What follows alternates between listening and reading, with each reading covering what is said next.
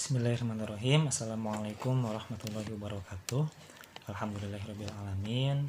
Pada kesempatan kali ini saya Muhammad Rizal dari kelas PAI Reguler A akan mempresentasikan materi filsafat pendidikan Islam tentang konsep pendidikan Islam menurut Al-Quran dan Sunnah.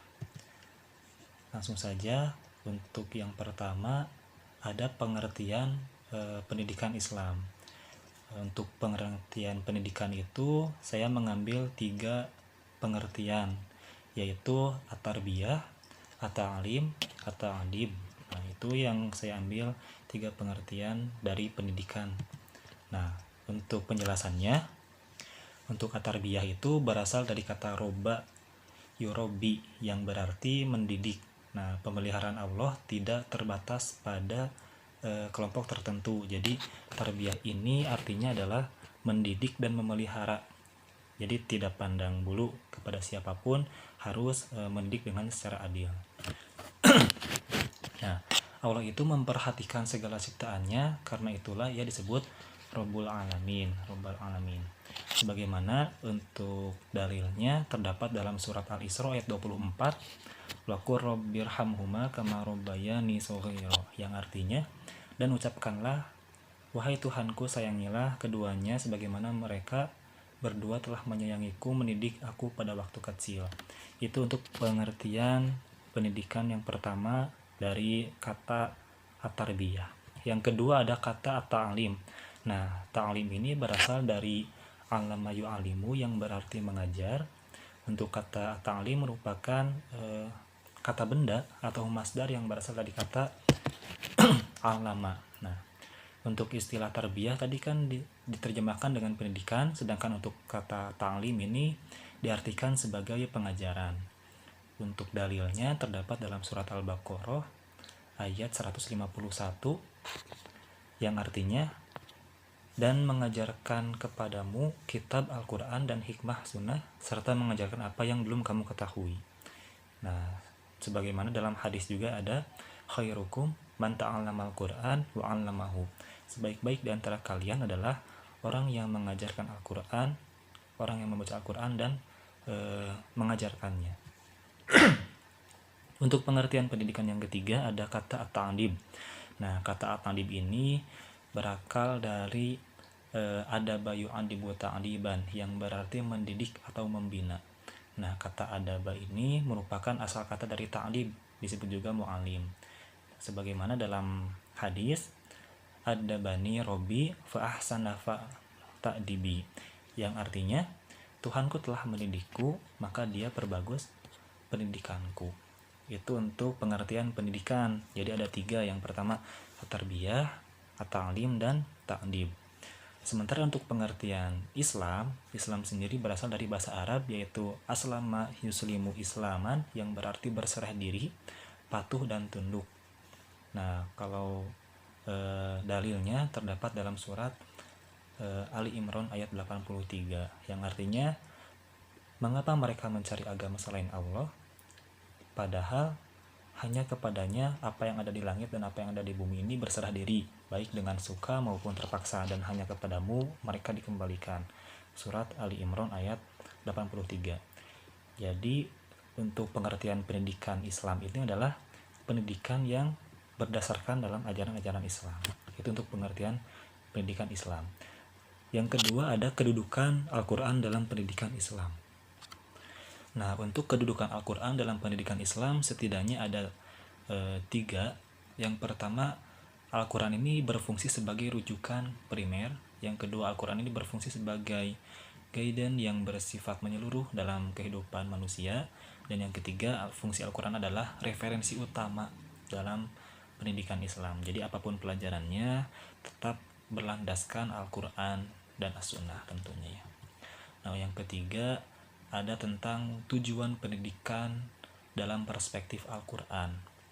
Nah, untuk tujuan pendidikan dalam perspektif Al-Quran saya mengambil dalam surat Al-An'am ayat 162, yakni Qul inna sholati wa nusuki wa mahyaya wa mamati lillahi rabbil alamin, yang artinya, katakanlah Nabi Muhammad, Sesungguhnya sholatku, ibadahku, hidupku, dan matiku hanyalah untuk Allah, Tuhan semesta alam. Yang kedua dalam surat Az-Zariyat ayat 56, wa ma khalaqtul jinna wal insa illa liya'budun, yang artinya tidaklah aku menciptakan jin dan manusia melainkan hanya untuk beribadah kepada aku. Jadi untuk tujuan pendidikan dalam perspektif Al-Quran ini adalah pendidikan Islam ini bertujuan sangat sejalan dengan tujuan penciptaan manusia. Bagaimana tadi penciptaan manusia itu bertujuan untuk mengabdi, untuk menyembah kepada Allah, maka tujuan dari pendidikan pun sama, agar manusia dapat menyembah Allah sesuai dengan syariat-syariatnya. Yang keempat, ada materi pendidikan Islam dalam Al-Quran, yang saya ambil secara ringkas dalam Quran Surat Luqman, surat ke-31 ayat 12 sampai ayat 19, di mana pada intinya ada beberapa poin yang dijadikan materi pendidikan Islam dalam Al-Quran tersebut. Yang pertama ada tentang keimanan kepada Tuhan dengan semurni-murninya, materi tentang bertauhid, tidak menyekutukan Allah dan tidak menduakannya. Yang kedua, birrul walidain, yaitu berbuat baik kepada kedua orang tua. Yang ketiga, beribadah kepada Allah. Yang keempat, memiliki kepedulian terhadap lingkungan sekitar mungkin ya. Dan yang terakhir, memiliki akhlak mulia, yang dimana pada ayat tersebut dicerminkan pada sikap yang rendah hati. Itu untuk materi pendidikan Islam dalam perspektif Al-Quran.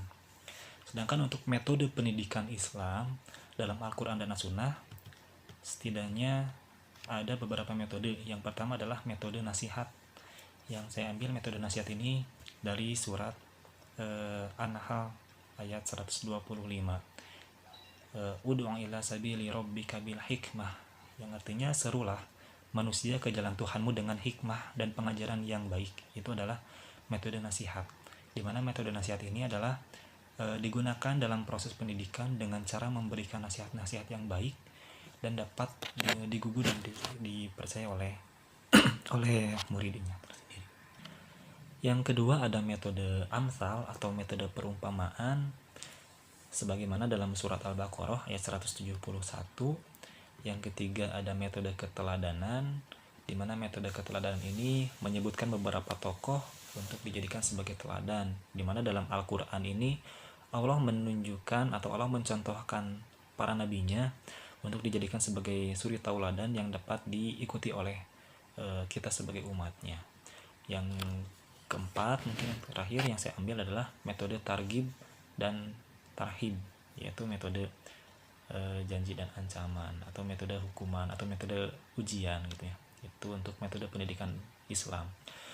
Dan yang terakhir ada materi tentang evaluasi pendidikan Islam sesuai dengan Al-Quran, yang saya ambil dari surat Al-Ankabut ayat 2 sampai ayat 3, yang pada intinya pada evaluasi pendidikan ini, pada tujuannya yang terdapat dalam surat Al-Ankabut ini adalah untuk mengetahui kuatnya iman seseorang. Allah mengevaluasinya melalui berbagai cobaan. Nah, jadi Allah itu mencoba atau mengevaluasi keimanan seseorang dengan cara memberikan cobaan-cobaan kepada hambanya. Nah, berdasarkan ayat tersebut, ayat Al-Ankabut ayat 2-3 ini, seorang pendidik juga mesti mampu menanamkan nilai-nilai kesadaran kepada peserta didik untuk mengevaluasi dirinya sendiri. Nah, mungkin itu secara singkat yang dapat saya sampaikan berkaitan dengan konsep pendidikan Islam menurut Al-Quran dan As-Sunnah. Kurang lebihnya mohon maaf. Terima kasih atas segala perhatiannya. Wassalamualaikum warahmatullahi wabarakatuh.